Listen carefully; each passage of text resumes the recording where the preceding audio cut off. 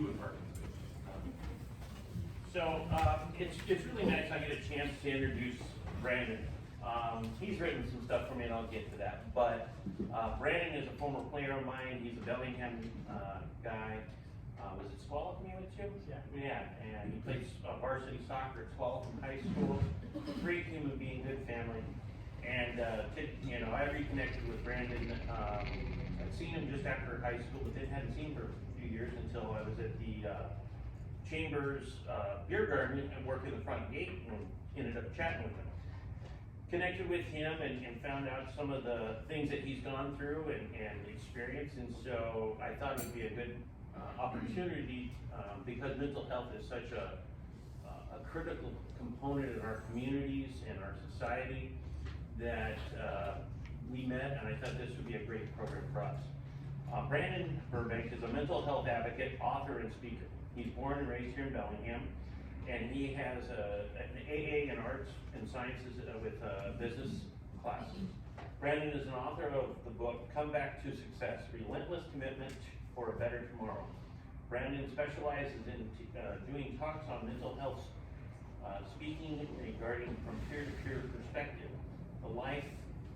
The title of Brandon's speech is going to be Embracing Your Mental Health. Brandon, come on. And thank you so much, Bellingham Bay Rotary Club, for this wonderful opportunity to talk with you guys about mental health and wellness. I'm really excited because I have a lot of experience and expertise, lived experience and knowledge that I wanted to really introduce and convey to you guys all today. So before we do that, I'm going to ask that everybody put on their thinking caps for empathetic listening. That's an important thing that a lot of people, if we can do that more of, we can really change our dynamics about how we learn from other people and surround ourselves with, inspiring people to help us grow and encourage us to become the best versions of ourselves. All right, so a little bit more about me. I was born and raised in Bellingham, Washington, Whatcom County, and I've had wonderful childhood experiences and just wonderful opportunities to really grow and really challenge myself as a kid, being really very confident and also committed person to growing and doing sports actively. Middle class family, so and being here in Bellingham definitely has given me a lot of things that I can be thankful for. And so as I reflect on my youth, it's wonderful people like Lance and just so many other teachers and Bible study leaders that have helped me grow in my faith as well as my perspective. Now, it's kind of gets really difficult because in my, I started to challenge myself and take my life to the next level when I was in high school, graduating with a 3.5 GPA and asking myself hard questions at a young age that not many kids were. The more traditional route was just to go to college and do that. I, however, was asking myself, I have this Spanish language that I've been able to accumulate due to my grandmother's impact and inspiration of her in my life. And so this is all giving you more feedback because if I'm going to be talking about mental health, I want you guys to know who I am. And if you know who I am, then you can make connections faster and how to really unpackage what I've gone through with my challenges with my own mental health. And so with that being said, I ended up studying abroad. I paid for the trip by myself to Barcelona, Spain. And upon my return home from studying abroad in Barcelona, Spain, that's when I was faced with a lot of challenges for the first time in my life that was very foreign to me. And with that in mind, there's been a lot of perspective and feedback that I've, for example, times when I felt like I didn't have anybody to communicate with openly about some of the struggles that I was going through, some of the challenges that I took on by myself without a lot of support. And there's a lot of people in this audience or just in this community, to be really specific and niche minded right now, that are going through challenges with their mental health as well, similar to my journey. So that's kind of why I'm here today. I wouldn't be here because if it wasn't for the hospitalizations, the countless numbers of times when I've gone through mental health challenges and had setbacks, recoveries, that really forced me to get out of my shell and really ask myself, how am I gonna bounce back from this situation that was so dramatic, that was so traumatizing, that was so negative? So I'm here because I speak from a light perspective, but also a real perspective too, because the things that I've been through aren't funny. All of them aren't like pleasant, but what I can tell you right now, it's made me who I am, and because I have this self-awareness and the fact that I give myself more perspective and feedback to grow and and constantly be growing and learning from these opportunities, from these experiences that have shaped me specifically as a person. So my hope is that from what I've said so far is that this feedback is going to give you more insight into the life of somebody who's actually been diagnosed with bipolar disorder. On that note, according to the National Institute of Mental Health, over 50 million Americans are living with a mental illness. That's a lot of people, because this population in this country alone is over 300 million. So if you look around to your partner, your friend, one of these people might be going through some type of mental health challenge or diagnosis.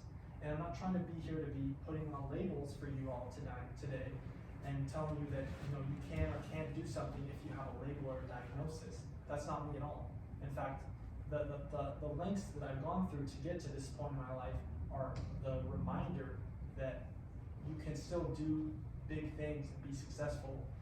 It's really a matter of how badly you want it and how badly you want to succeed in life. So that's my brief little intro. With that being said, we're going to get into 5 different components that really gives you more educational knowledge, feedback, and hopefully there will be something that you can take away from in your own life experiences. And just as a quick reminder, if you could take some notes on any feedback as well. There's some feedback cards that I've put up across that will help give me a better understanding of how I can improve as a speaker. But let's get into it now. You ready? All right. Step 1, develop self-awareness. Step 2, confide in someone you trust. Step 3, take charge of your life. Step 4, accept change. And step 5, be patient for changes to come. So, depending on the time, let's get into step 1, developing self-awareness. So this is the biggest and the most important one, I believe, that is helpful for people in the recovery as well as people who want to build success and opportunities to have a happier and a more sustainable life. I speak upon this because I'm going to give you some more context for developing self-awareness and what that took for me to actually become the man I am today. There was,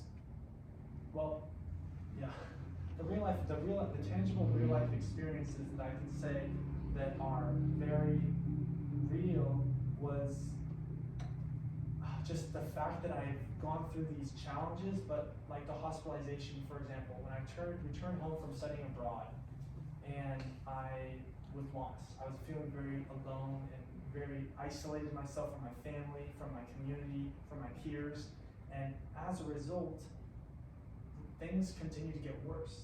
My societal way of thinking and my innate person of how I was viewing myself was conflicting myself, because I'm saying to myself, you don't need their help, you don't need people's help. And so I went to a therapist, for example, in like 2015, and as a result, this experience, it taught me, the therapist was wanting to help me, but I wasn't wanting to put in an effort to get that connection, to get that feedback. As a result, it was not long after that, 6 months later, I was in the hospital for the first time, not long after, with a bipolar disorder diagnosis. So this is really powerful, because when I've had to learn how to develop self-awareness, it's these trials and tribulations, these challenges that have made me who I am, that have helped me shape my future and shape me as a person. And I've had to ultimately accept the realities of everything that's happened in my past, and rather than letting it be in a victimhood mindset and a victimhood to my circumstances, I'm over here and I'm like, hey, what are we gonna learn today? What are we gonna learn about ourselves and other people's lives and their perspectives today in this journey? And that's just like the inner dialogue that I have with myself a lot of these days, because I've been able to formulate a lot of self-respect, discipline, responsibility, accountability, and so that's developing self-awareness to start with.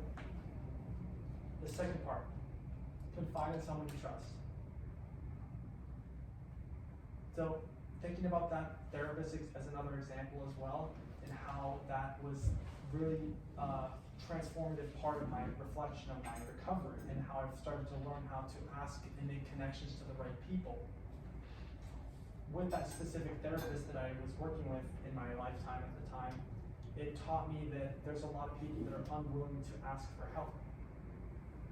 When you're going through mental health challenges and you're alone, sometimes it's very hard to ask for support, for understanding of yourself, and asking yourself, what do I need right now in my life to be sustainable, to be on my own path for success, for wellness, for hope, for a better tomorrow. And so confiding in someone you trust is another aspect, because I've learned that from my experiences with this diagnosis and with the challenges that I've encountered with my mental health struggles, it's made me who I am, but it's also helping me grow and to become a more self-developed and a more personable and reflective person. So there's some things that come into alignment with that. To start with, really giving myself time to reflect a lot. Like, life can be hectic and really chaotic, and we're always constantly on the go and trying to prove ourselves that we can be successful, but guess what, we already are.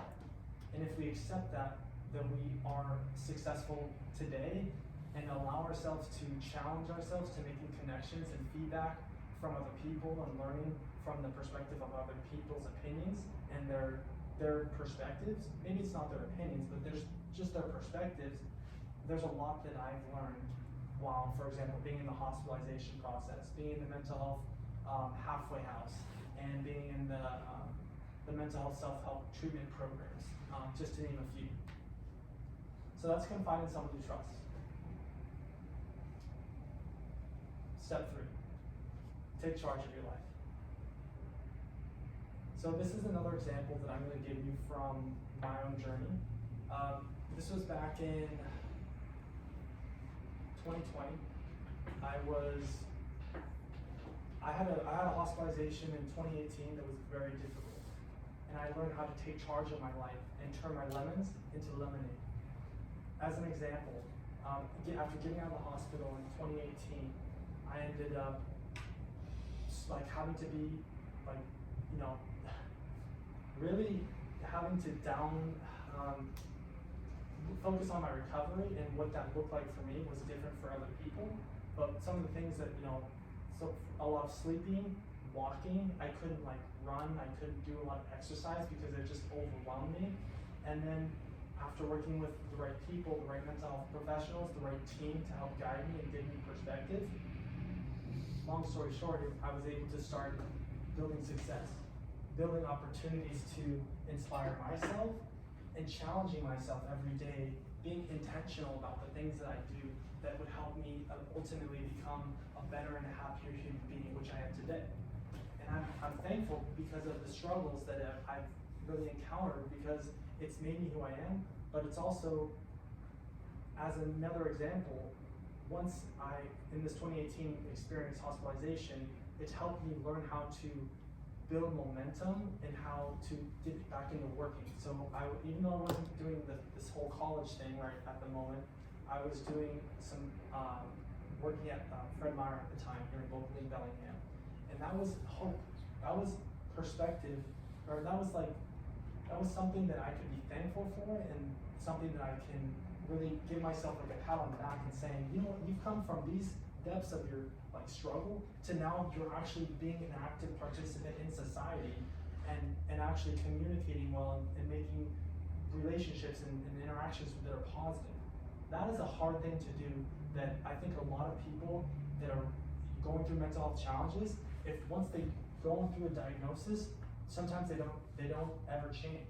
They don't ever become the person that they see that they can allow themselves to become, but they restrict themselves because of the people that they surround themselves with, the things that they tell themselves on a daily basis, their thought patterns, their habits, and as a result, that's who we will become. So when I think about my journey and the countless number of times when I've had to ask myself, do you want to quit now, or do you want to get up and keep trying again? I mean, there's so many different sayings out there that are so prevalent to what I'm trying to get at with you all tonight, and that is that what is it like? Get up, fall 7 times, get up 8 times. That's the bottom line, and that's kind of where I've been able to successfully do at a consistent rate basis. Another example, just to give you more context. About less than a year ago, I returned home from living in Southern California, here to Washington State, and I was homeless. The situation was rough. There was a lot of components that were out of my control, but I didn't let that get me down. I was, with being homeless, it was like I was constantly fighting for my life, constantly fighting for a chance to be in a stable situation because it was so unstable. I mean, I was living in Long Beach, for Christ's sake, and then I moved back to Bellingham, had no support from family and things like that. So many things were like spiraling out of my control. But what I could do, and what I did do, was successfully navigate that through the power of persistence, the power of patience, and also my faith in Christ. Those are just 3 things to name a few. Now, that's taking charge of your life, but there's more to that I want to go into, because taking charge of your life means taking accountability for yourself, asking yourself hard questions about where you're at in your life, and giving yourself constant reminders and recommendations, and asking your trusted advisors in your life to give you the proper feedback, to get you back on your feet and going in the right direction. And you know what? Like building success, the success that I've built, this has taken over a decade, well over a decade. And I say that because, I was, my senior year of high school, I was one kid that was at Civic Field, at Civic Stadium, training on his own, trying to become the best. And I didn't get any nominations or anything for my senior year of high school for soccer, but I told myself, wow, if this is what success looks like, I want more of it.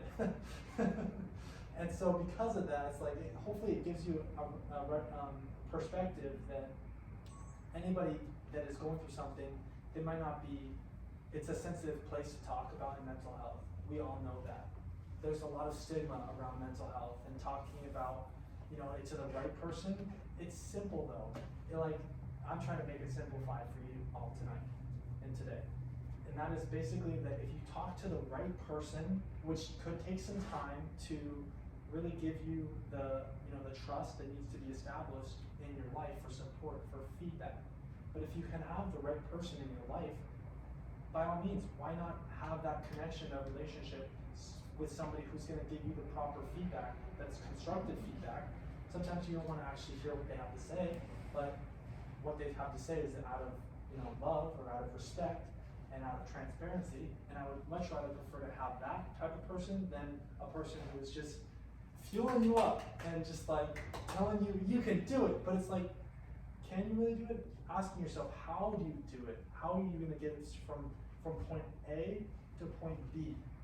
And that is a prime example of a recovery, because there's over 50 million people that are living here in America that are living with a mental illness, including myself. So as I've gone through the journey, been part of the mental health system, I've learned hands-on through experiences that a lot of people give up on themselves, and so they don't see their potential and they don't see their value. And I try to look at the person's eyes and say, you know what, how are you going to do it? Asking open-ended questions that will help challenge that other person that you're talking to, and helping them engage in the right mindset, making them feel safe. There's many times in this world where we don't feel safe, we don't feel comfortable to open up about ourselves or our challenges.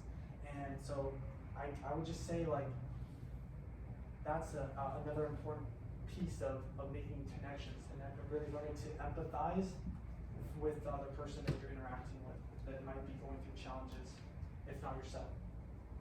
Okay, so we're gonna skip step 4 because of time, but we're gonna go to step 5.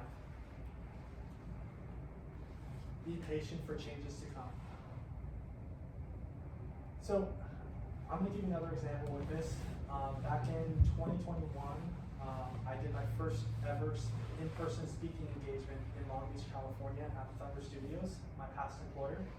I got that opportunity because of the networking connections that I was able to successfully create, which was such a wonderful blessing and opportunity to really engage in this,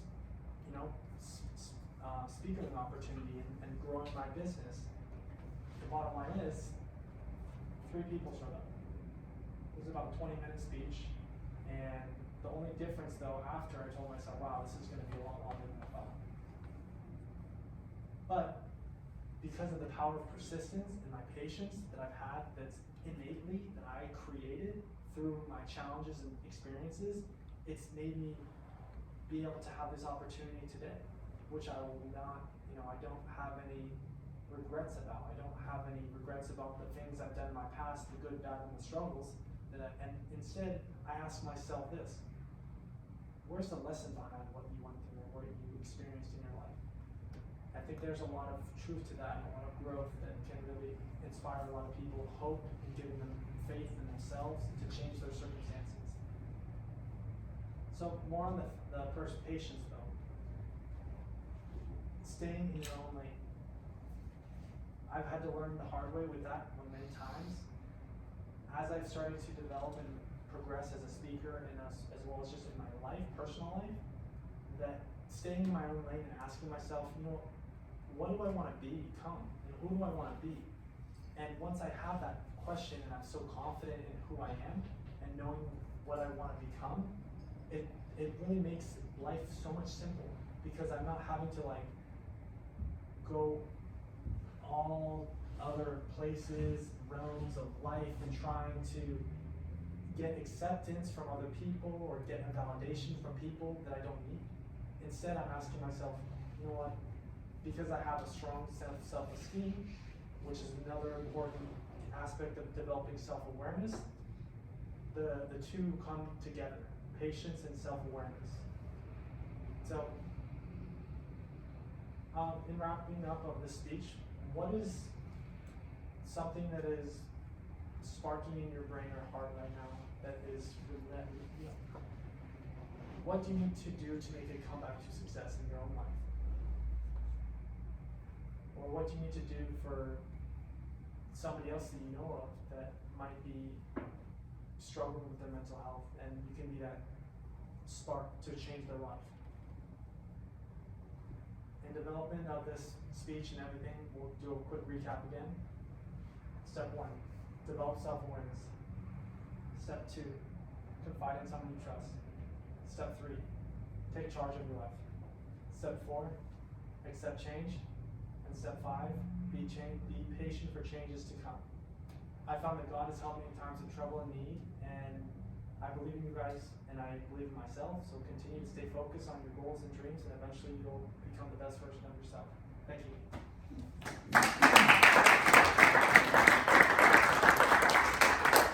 So now we're going to take time for some Q&A. Yes?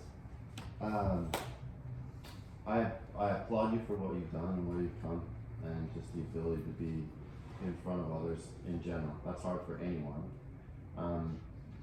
But I wanted to ask, what do you feel separates you from people who are in your same situation where you're dealing with a mental health problem or diagnosis, and they decide that they aren't going to put in the effort for whatever reason? What separates you, or to what do you give the credit that you can be here today? I would say the biggest difference between me and somebody who's given up on themselves is the power of persistence, the power of purpose. That is obviously something that really comes home with me, because when I wake up out of bed every day, I think about, well, I have something to do. I have something to provide of value and also believe in my own God-given talents and gifts. And there's a lot of things that I can do to really express that to the world. And the world wants to see that. There's a lot of hurting people in this world. And so that's why ultimately I'm so motivated, because I know that the things that I've gone through in my life, that they made me who I am. And there's a lot of people that can relate to that. So that's why my ability to inspire that population and get them to like think about themselves and expanding on their own opportunities, asking themselves hard questions to help them grow in their own way, because you're different than I am. Same with everybody else. So, but recognizing that is a huge gift.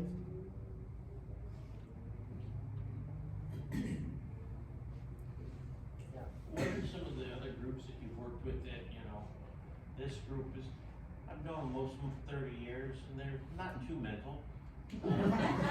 They're a good group, but some people that do need help. Are you working with some groups that that are identified members of our community that are struggling with mental issues? I have a speech with the Lighthouse Mission Ministries next month, so I'll be talking with them, which is the homeless population in Bellingham that serves, or the organization that serves that population. So I believe that there's a lot of things that I can contribute to that organization that can be of value. Yes? My kids come from a very small community. There was about 300 in the graduating class, 50% boys, 150. My youngest, at 22, we found out that 5 of his male best friends, closest friends, small town, were bipolar in all different aspects. And it's been really compelling for my son, who has these friends that are in so much need, to see now that he's 35, they're all still alive, in varying, hugely vast differences of what you would call life. Some are on the streets, and some have been able to do what you did and pull themselves up and motivate. I had no idea that the boys, especially from 18 to 25 in this country, are as high risk as they are, until we found out that these kids were, and then it became in Sonoma Valley a huge topic. And so all the parents were involved, and it was really fascinating to see, like you said, how the ones that were determined, and then the ones that felt that medicating with pot instead of taking their meds was beneficial, proved not to be, but you couldn't tell them that. So that long story on that, just the commitment that you have, I think is what a lot of people really need to see. So I applaud you for being so honest, and I mean, this is tough on my kids, so it makes me cry, because I've watched JT have to deal with his friends that he can't deal with. He has no skills, and it's just so damn hard. So kudos to you for writing a book and spending the time to get that message out. Thank you. You're welcome. We had a speaker here recently, a retired doctor, and she had a son who she credited his mental illness with experimenting with marijuana. And do you think that the drugs in life that are so prevalent now play a role in the young men age that she's talking about? I'm gonna be honest with you. I come from a peer-to-peer perspective, so I don't really dive into the clinical stuff or the medication-related stuff, because that's not my expertise, and I don't want to give you guys false information. Yeah. So in this process, you kind of dive into this, and you have to, it sounded like you winged it yourself for a while there, but what was the challenge in accessing treatment and support that you experienced? As far as treatment goes, I can tell you right now that as I started to get older, I was a participant because I wanted to get better. and I wanted to grow and wanted to be happy and healthy and well. And so because of that, I even see a counselor now and, do mental health professional stuff related to my wellness, because I would rather be a happier person than, not be stable and not be happy. So it's a no-brainer for me but as far as in the lens of the person who's just going through that for the first time, they're probably thinking to themselves, what am I getting into? How do I get through this? What do I do? And sometimes you have to go through that alone, but you can still be, self-esteem is another big component that really gives you more surety even when you're going through tough challenges. So what helped you develop your self-esteem? The life experiences that have tested me for challenges, the recoveries, the numerous amount of times that I've had to go through mental health hospitalizations and really going through these challenges. And it's like, now that I'm at this point in my life where I'm at, I'm realizing, it could have been avoided, but some of that stuff I'm still working out. Well, we all could have avoided something when we were young. Yeah. Certainly. But, so was the clinical, what I'm trying to ask is, did the clinical connection help you, or was it a challenge? Yes, the clinical connection did help me, and it's something that I'm continuing to work with the mental health professionals to make sure that I'm successful and growing. And I have no shame in that, because I'm not gonna, I'd rather be happy than not happy. Kind of like what Bill was leading to, what was maybe the point where you're going, okay, I need to look at the clinical? Do you recall a keystone moment that said, okay, I really need to pay attention to this? A rock bottom maybe. Yeah. Well, I would say when I learned to radically accept my diagnosis, and when I do that, there's a lot of people out there that are in denial. So they get diagnosed, they're misdiagnosed, or they're undiagnosed. And so for me, as I reflect, it's my radically accepting my diagnosis and giving myself empathy and compassion to say, this is something that I'm working on, but I'm also going to be at a higher level of accountability than other people, because I'm setting for myself, because it's going to help me get to this point or get to that point, and that's what it takes. Brandon, thanks so much for joining us today. We really appreciate you coming in. Awesome. Thank you very much. Thank you. I'll work over here at the end if you were interested. Thank you. In your honor, Brandon, the Rotary Group does donate $50 to the Bill and Melinda, or to the Polio Plus Foundation, and that's matched by the Bill and Melinda Gates Foundation.